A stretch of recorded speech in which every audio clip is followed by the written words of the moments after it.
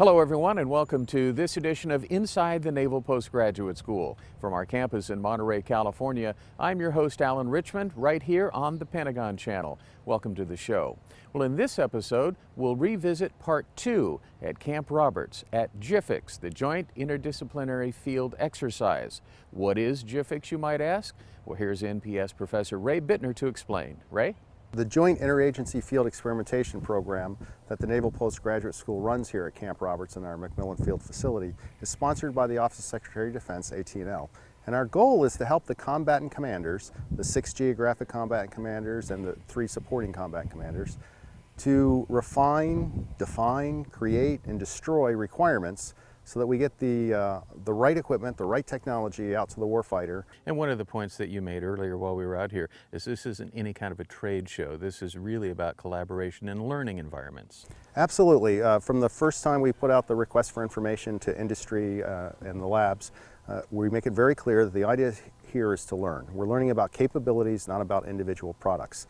Now, the way we learn about capabilities usually involves exploring early generation products that a lot of our fellow citizens have created, small companies and large companies that bring these products to the field for us. But the emphasis is on the learning, the exchange of information. The companies learn what the military and our interagency partners really need, and we learn what the technology capability might really be. So we can make the requirements so when an acquisition occurs, because this is not an acquisition activity, it's a learning activity. When acquisition occurs, we're more likely to get the right equipment. And some of the companies out here have literally spent millions of their own research dollars to make the products better match what we need in the government because of what they learned at JIFIX. So it's really rewarding work for them. During the field exercise at Camp Roberts, we had the pleasure of interviewing the interim president of the Naval Postgraduate School, Rear Admiral Jan Tai. Admiral, what are your observations now that you've spent the day at JIFIX? Well, I view JIFIX as just a terrific opportunity for our students and faculty and DoD, COCOM partners, other government agencies to be able to come together in an experimental kind of way, test out new ideas, test out new innovations, and actually see it all come together, not just theoretically back in the lab, but actually get to do something with some of the work that they've been thinking about out here, and allow for sort of the end user, COCOM or DHS or FEMA, whatever the case may be, to come out and think about new ways of approaching problems and new ways of using technology. And I think that's pretty priceless in the education of our students and in the growth and development of our faculty. Well, and it's no secret you're a great proponent of the caliber of students as well as the world-class faculty we have at NPS. So it must be rewarding to get them off campus and out into the field exercise kind of atmosphere to really let them go and test some of these things. Yeah, there's really no holding them back. The enthusiasm out here, I mean, it's a pretty remarkably beautiful place to be to begin with, but their enthusiasm for what they're doing, for the technology that they're showing and demonstrating is very palpable. And I could stay out here for hours and just keep listening to them talk about what they're doing. You're gonna have to drag me away to get me back home tonight, but it's a pretty great learning environment. And their motto of not being afraid to fail, you learn out of failing as well. So pretty low risk in failure here. Not a lot of things going to get broken or hurt or anything like that. So I think this is it's just a great environment for them to be able to do this kind of experimentation, innovation. I'm really amazed at the collaborative nature, how everybody is looking how they can partner and work with other people, and collaboration is really a key word to this exercise, isn't it? Yeah, see, the barriers seem to be down across all of the people that are out here in terms of, well, if I could put my technology together with your technology, and how would that battlefield technology help first responders? And it's really exciting to see especially the DoD with the interagency collaboration and how our solutions could help solve homeland security problems or emergency and disaster relief kind of efforts. And so it's a great opportunity to see where our technology may be able to support both national security and homeland security kind of problems. And again, the bottom line is that these are all technology improvements and developments that benefit the warfighter in the very end, and that's key for us. Well, absolutely. Having the COCOMs here to talk about how they might use this or what they might need in their specific scenarios. And of course, their specific scenarios vary wildly around the globe, different kinds of problems that they're trying to deal with. But a lot of times our technologies have, such different kinds of applications depending on where you're going to use them. Having those kinds of experts, being able to attract those kind of experts in to talk to us about the hard problems that they're trying to solve and look at innovative ways of solving them using our students and our faculty, it's pretty powerful. I know a couple of things that you stopped and we're looking long and hard at were the use of solar panels that is key with energy requirements and so forth, and then also the UAVs. We're doing quite a bit of research on the UAVs. What's your overview of that project?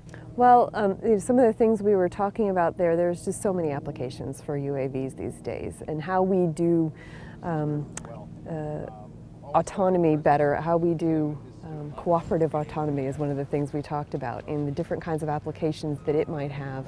Looking at the current fight in CENTCOM versus thinking ahead to other types of ways of using the UAVs. That's where we were sort of talking about how you might take this cooperative autonomy into a South China Sea kind of a scenario, and how would that be applicable? And so, yeah, there's so much in the realm of UAVs and how we might use them both in the DoD and with our interagency partners. There's a lot of room for exploration there. And obviously a lot of these things can't be taught in the classroom, so all of the developments that take place in the classroom really have to come to the field, don't they? I think it cements a lot of the learning that happens, and you can think about what is possible, but actually being out here and putting hands on, especially for a big part of our learners need that part of the cementing, the applied aspect of what does it really mean, and what can we really learn about how to use the technology. Experimentation is a very good thing for that. Well, stay with us, more to come. After the break, we'll visit Arsenal right here on the Pentagon Channel. Welcome back to the show. Well, a lot of research is going on with UAVs and swarming, and part of that is through our Arsenal program at NPS. Here's Professor Tim Chun. Tim, tell us a little bit about this particular swarm UAV project that you're working on. Well, this is a project where we are interested in having teams of UAVs, unmanned aerial vehicles, cooperate and fly in both in formation or look at different tactics that are involved in using a large group.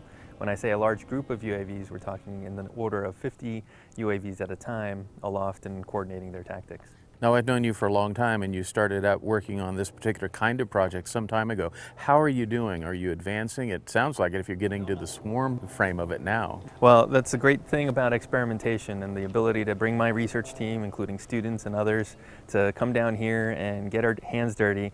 We get to learn very quickly about what works and what doesn't, and that's how we can accelerate our innovation as well as our technical understanding of this problem. So we've been coming down pretty frequently to these types of GIFIX events, also to 400 Liggett as well, and test flying and learning a lot each and every time we do that.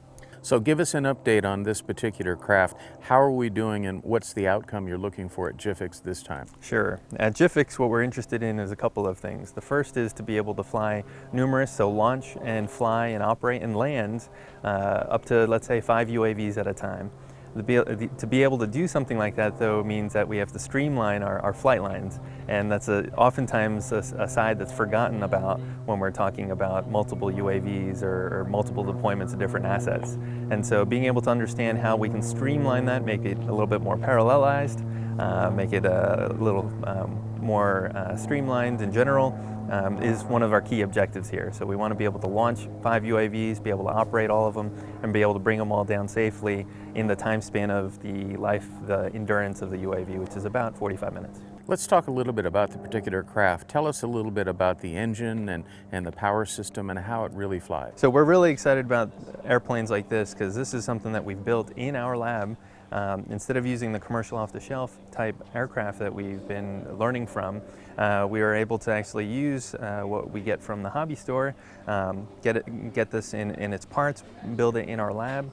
We even have our summer interns, high school and college students come and participate in actually building an entire functional UAV. And then we can also take advantage of the fact that there's a lot of open source technologies that are out there. And the reason why this is interesting, it enables large numbers of people, hobbyists and enthusiasts and roboticists, to contribute to the same type of hardware and software.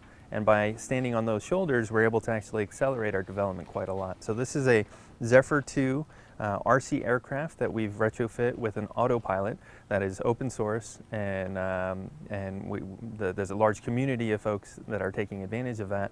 And so because of that, those lessons that the others have used, we're able to accelerate our research. Now, a lot of our research, of course, at the Naval Postgraduate School ends up in direct support of the warfighter. Let's talk about how these are used and how we see them being used in the future to support the warfighter. One of the key things are the future concepts associated with large numbers of unmanned systems working with manned systems, unmanned systems working with human personnel.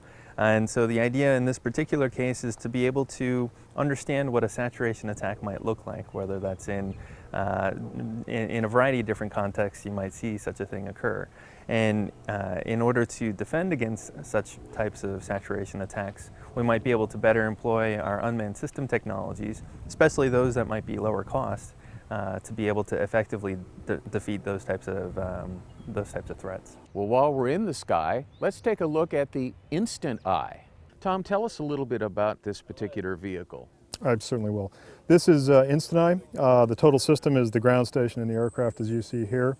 It's about a 1-pound autonomous airplane that we've developed primarily for the military, but we're also now looking at using it with first responders and other organizations. And what kind of duration does this have in flight, and how does it work? And talk a little bit about the components, the camera components. Absolutely. So it has about 20 minutes of endurance. It's a hovering platform, so it doesn't need to orbit. You can put it over a target and hover over that target. We've flown it in all weather, so we've flown it in rain, snow, high winds.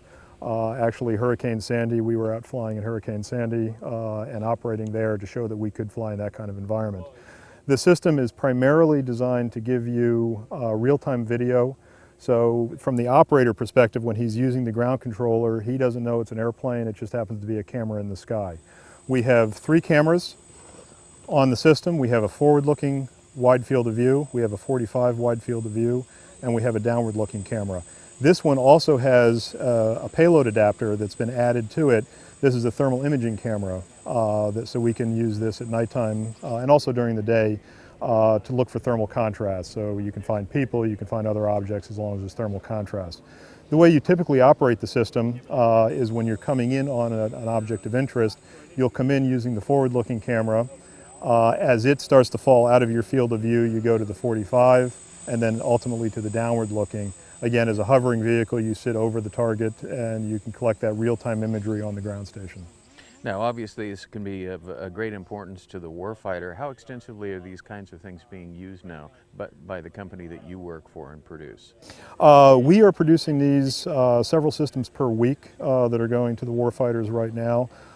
We are currently in exercises down at Fort Benning, the Army Expeditionary Warrior Experiments, where this is being used by actual soldiers, specialist first class, both in the infantry and the scouts. We have systems downrange with other organizations, and they're using that from a surveillance and a recon kind of application. Up next is Hugh Middleton to explain to us a little bit about the research with metal detectors. Hugh, tell us a little bit about your project and your company and what you're doing here at GIFX. Our product that we brought to GIFX is our TAC-X, our Tactical Site Exploitation Metal Detector. It is a wireless Bluetooth capable device that we've been able to this week and last week during the TSOA event integrate it into the TOC via Raptor X. So everything that this is picking up, whether it's video, still photo, and the metal detections, and their intensity, all ends up in the TOC so you can capture that in a common operating picture. So ultimately, a lot of the things that are done here support national security and the warfighter. What are the various applications you would use for this, and can you kind of walk us through the process? Sure. There's a few that come to mind. Village Stability Operations, VSO. If the leadership is inside meeting with the locals in their leadership and the external security guys are out speaking to the villagers and the other locals, and they're scanning. They're looking for weapons caches. Has the Taliban buried something overnight in between the meetings? looking for cell phones, looking for IED components, whether C4 that's got caps in it or wires, in those situations. Also, it can be used for entry control point, ECPs, where you're able to put the personnel sweep wand on and you can get some standoff where you're not having to get in this danger area with a standard hand detector. And you're also able not only to capture and scan for metal if he has a weapon on him or what have you, or you can also collect biometric data because you're able to take pictures, video and still photos, send that all back to the TOC, where now the leadership inside the TOC can go, hey, wait a minute, this is somebody we've been looking for. You guys may want to detain him. That's great. Well, let's take a look and have you show us how it works, some of the things you were just talking about, and see it in action. So you've got the screen, you're able to scan, again, take pictures. Say I'm scanning this block here. Nothing, you can tell nothing. Now we've got a detection here. You can tell by the intensity of the tone, the intensity of the detection. So it's something, could be fairly large, small, but you know, as you're scanning, you're getting no tones here. No tones, no tones. Okay, now it's picking up. So you know that there's an object that's in there. So also, again, you're able to mark that spot. This is all going back to the TOC and being read on Raptor X. You're able to, now I'm videoing. All the video is going back to the TOC. You're able to video the object. And you're also able to capture still photos. Again, this is all going back to the top for operational awareness for the commanders in there. Well, coming up after the break, we'll talk about humanitarian assistance right here on the Pentagon Channel. During our visit at Camp Roberts, we also had the opportunity to visit how humanitarian research could be delivered from up above. Matt, tell us a little bit about what we're going to see today and what the bottom line objective really is. Skylife Technology has developed a deployment system and a single serve product which is used immediately after a disaster. What you're going to see today is 2 loads coming out of a Skyvan. These loads are going to fall out of the aircraft, parachutes are going to open. Within this deployment system there's 2,000 packs that will float harmlessly down to the ground. Each pack consists of 4.5 to 5 ounces of ready-to-drink water. Once they land on the ground, they'll be ready to open up, drink, and use. And this can be done immediately after a disaster or a specifically designed humanitarian aid drop. Now, I suppose you mentioned humanitarian assistance and disaster relief, but also other applications could be, for example, like firefighters or someone that's lost. Sure. Or the military, right? Yep, sure. In fact, we've had recent discussions where a hiker has been lost.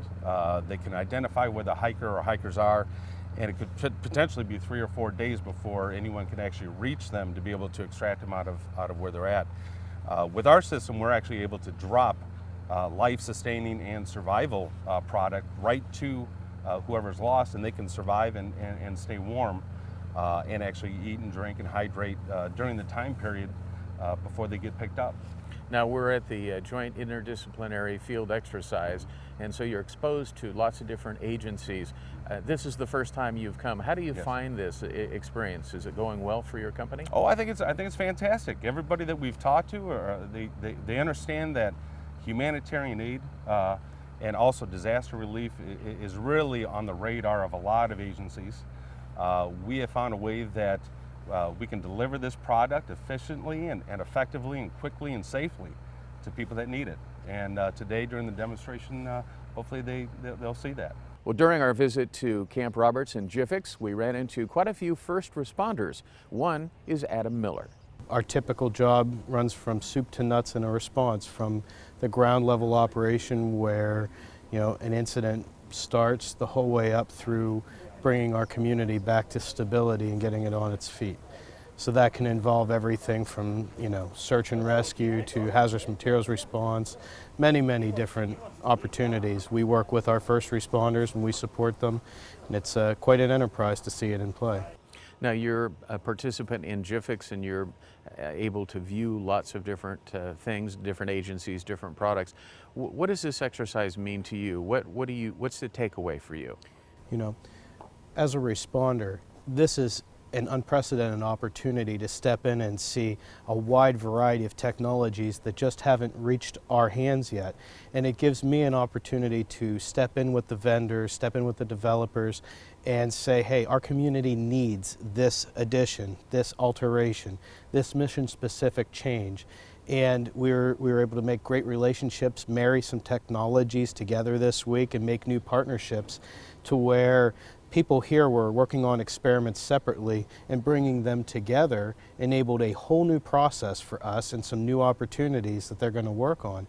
You know, for the response community to have access to this type of for the responder community to have access to this breadth of technology all in one place at one time gives us a tremendous advantage at going out and finding what our future can be and helping to sculpt that, and also giving good feedback to those developing the technologies for us to help them find their way for us. Well, thanks to Ray Bittner and everybody at GIFIX at Camp Roberts.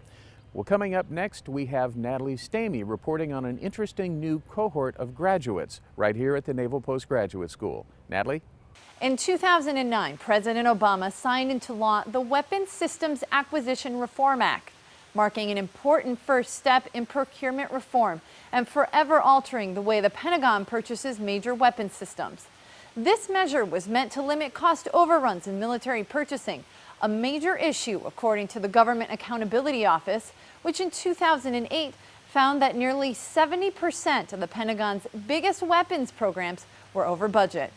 Now, 4 years removed from the inception of this legislation, the Naval Postgraduate School is actively furthering the goals of the DoD acquisition reform by setting the bar for education in the field of cost estimating and analysis.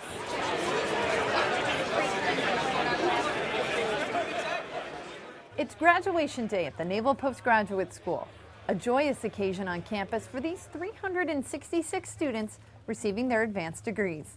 This ceremony is unique, however, in that among these graduates, there is a distinct group marking an important first for NPS. I'm here for graduation from the Naval Postgraduate School, Master's in Cost Estimation and Analysis. We're the first cohort graduating from this program. The Master's in Cost Estimating and Analysis, or MCEA, was launched in 2011 as a distance learning program. Today, the MCEA is producing its first fruits after several years of hard work and meticulous planning. He was the dean here. The driving force behind the MCEA curriculum? The Weapons Systems Acquisition Reform Act, which required the Pentagon to clean up its acquisitions process. The driving team behind the MCEA program? Dr. Dan Nussbaum and Senior Lecturer and Retired Lieutenant Colonel Greg Mislick. No matter what you talk about in a program, it comes down to cost. The hardware, the software, the training, the fuel, everything that goes into it, it costs money to do it. And the only people who have a decent handle on that are people who are versed in cost estimating. In order to do that in real time, you really need to have this foundational knowledge, and that's what this program has provided. Launched at the direct request of the Naval Sea Systems Command, this part-time distance learning program is a partnership with the Air Force Institute of Technology. This collaboration allows students to reap the knowledge of high-level subject matter experts from multiple fields, while also completing a master's that was previously unavailable in a non-resident format. If you were a cost estimator and you wanted to get a graduate degree, there really wasn't anything that was directly applicable to your field. This is the first one that does that. I think it was the right program at the right time. To put the best of both of those programs together was great. I would give a glowing review for NPS on how they conduct distance learning. Courses are taught in a dynamic setting of both online classes as well as real-time exchanges through video teleconferences, allowing the cohort to share true dialogue versus only a point-and-click method on a computer. In addition to an array of interdisciplinary studies, the course requires a capstone group research project, with students presenting back their ultimate findings. Rather than choosing hypothetical topics, course managers saw this as an opportunity to provide students first-hand experience in real-world issues of DoD cost estimating. we went out to the stakeholders in the DoD cost estimating community and said, listen, would you please tell us some of your difficult problems for which you do have data, so it's not an impossible problem. You do have data, and we'll have our students do this research for free for you. So we feel like it's, again, they're directly and immediately giving back to the cost community. In the current age of budgetary uncertainty and military austerity, the training these students receive is increasingly vital to their current and future roles. The demand for qualified personnel in cost estimating and analysis continues to increase, and in keeping with that demand, the NPS Cost Estimating and Analysis program recently launched its third cohort of students. Program managers plan to utilize the feedback and experiences of their first graduating cohort to continue refining and improving the curriculum in order to keep pace with the ever-changing fiscal times. For Inside NPS here on the Pentagon Channel, I'm Natalie Stamey. Alan, back to you. Well, that's it for this edition of Inside the Naval Postgraduate School. From Monterey, California, I'm your host, Alan Richmond, inviting you to join us next month when we'll have an interview with the VCNO right here on the Pentagon Channel. Take care, everybody.